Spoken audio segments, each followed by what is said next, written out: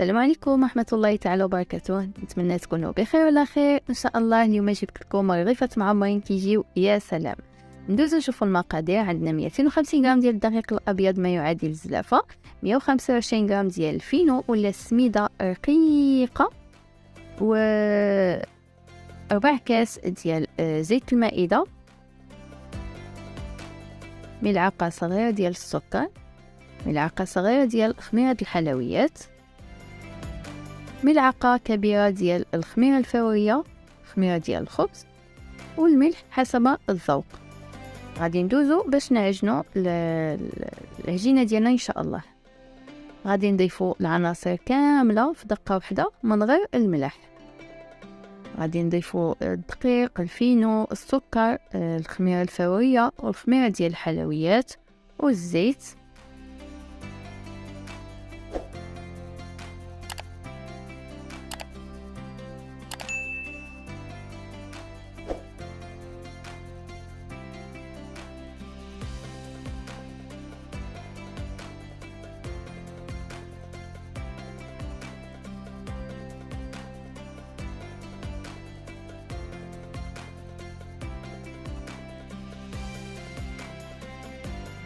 غادي نعملوا العناصر ديالنا تخلط مع بعضيتها، وحنا كنزيدوا الماء اللي يكون دافي. القياس على حسب كل نوعيه ديال الدقيق. كاين الدقيق اللي كيتشرب دغيا وكاين الدقيق اللي لا، يعني الماء عينكم ميزانكم. صافي غادي نشوفوا العجينه هنايا ملي كترجع لهذا القوام هذا. عاد غادي نزيدوا لها الملحه، نزيدوا لها الملحه كيف ما قلت لكم، وعاد نردوها تزيد تعجن مزيان. والعجينه ديال المسيمنات ولا الرغيفات كما كتعرفوا خاصها تجي مرخوفه، طلع العجينه مرخيه باش كتعطينا الطعم نتحكموا فيها. صافي هي العجينه ديالنا بعد ما تعجنت مزيان غادي نخليوها ترتاح واحد 4 ساعات تقريبا. نغطيوها ونخليوها ترتاح شويه، وحنا ندوزو باش نحضروا الحشوه ان شاء الله. غادي ناخذ واحد المقيله غادي نعملوا فيها الزيت بلديه،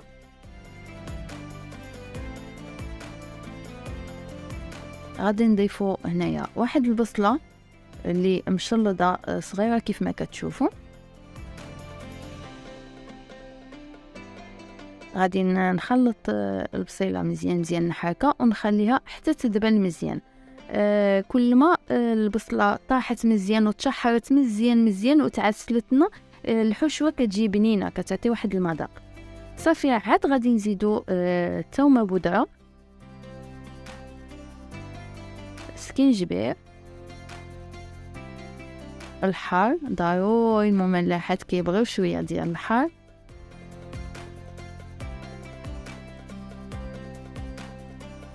نعملوا الابزارات الخمسه. اللي ما متوفاش على الابزارات الخمسه يقدر يكتفي غير بالابزار العادي، والملحه كتبقى حسب الذوق.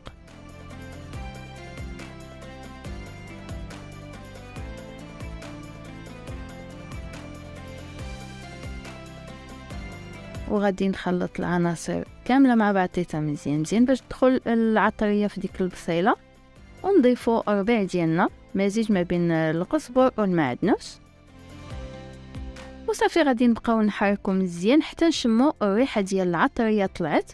عاد غادي نمجهدو على العافيه، النار نطلعوا الدرجه ديالها، ونعاد نضيفوا الفلفله حمراء. عندي هنايا واحد فلفله حمراء اللي قطعتها صغيره بزاف، ونضيفوا عندي هنايا 300 غرام ديال صدر الدجاج اللي طحنتها، 300 غرام ديال صدر الدجاج مطحونه.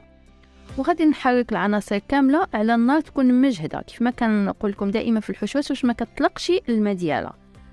صافي من بعد ما طابت ديك الفلفل وداك الدجاج، عاد غادي نزيدو السوريمي اللي حتى هو مقطع صغير بزاف، طحنته بالماكينه 150 غرام، نص قياس ديال صدر الدجاج. صافي من بعد ما طابت الحشوه ديالنا غادي نخليوها في واحد البول باش تبرد. خديت هنايا واختياري، اللي بغى يزيد الفرomاج يزيد واللي ما بغاش ما احتاج شي. عندي هنايا مزيج ما بين 3 ديال الانواع ديال لي فروماج، ايمونتال والموتزاريلا وغودا. تقدروا تكتفيوا باي جبن عندكم، يعني جبن احمر، اي نوع ديال الجبن، المهم كيعطيها واحد المذاق اللي مزيون. وصافي غادي نحركوا العناصر كامله مع بعضيتها ونخليوها على جنب ترتاح. غادي ندوزو دابا العجينه ديالنا. هي تبارك الله ما شاء الله كيف ما كتشوفوا خمرت. انا عملت القياس صغير هنايا، خرج لي تقريبا 10 ديال الرغيفات. والحشوه عملتها زايده. الحشوه حيت بغيت نحتفظ بها غادي هنعملها بريوات ان شاء الله، كتجي حتى هي رائعه جدا. صافي العجينه ديالنا كيف ما كتشوفوا كتجي على هذا الشكل هذا. غادي ندوزو باش نشكلوها كويرات صغارين. كيف ما قلت لكم انا عملتهم صغيورين، خرجوا لي 10 ديال الرغيفات هذا القياس هذا.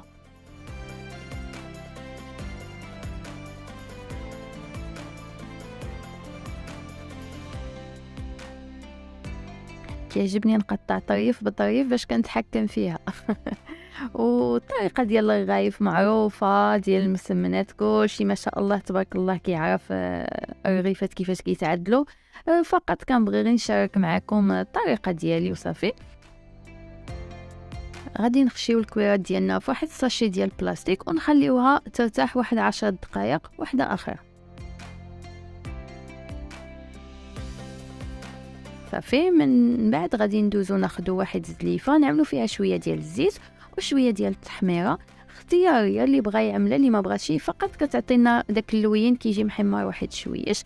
صافي غادي نخلطو التحميره مع الزيت، والتحميره كتهود لتحت. بغيتو تصفيوها صفيوها، ما بغيتوش التحميره كتهود لتحت نتوما كتهزوا غير داك الزيت الفوقاني. صافي الحشوه ديالي ها هي واجده. غادي ندوز باش نعدل الرغيفات ديالي. كيف ما كتشوفوا العجينه رتحت مزيان، تبارك الله جات رائعه، جات مفشفشه ديك العجينه. صافي غادي نشكل، غادي نبدا نطلق الكويرات ديالي.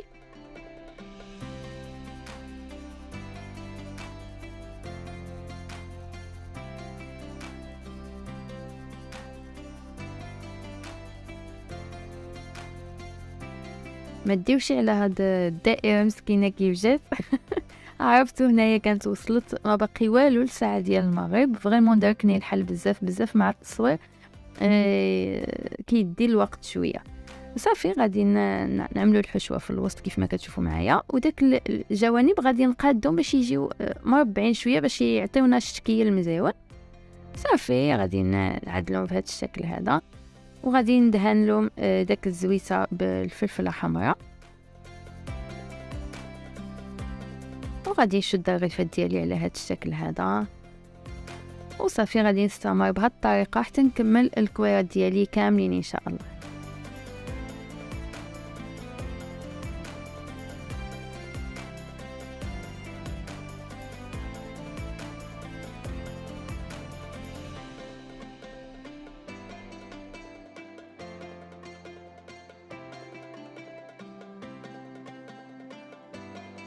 صافي ملي غادي نسالي العجينه ديالي كامله، غادي ندوز نبدا بالاولانيه اللي عدلت، هي اللي غادي نبدا نطلقها باش نطيب. وسمحوا لي ما شاركتش معكم اللقطه ديال الطياب، فريمون كان داركني الوقت بزاف على المغرب مع التصوير. كيف ما قلت لكم كيدي الوقت بزاف. صافي حتى المره اللي ما جاي ان شاء الله. كنهضر بالنسبه للمبتدئات، اما ما شاء الله الحادقات راه مسمن كيعطيوه طحنه.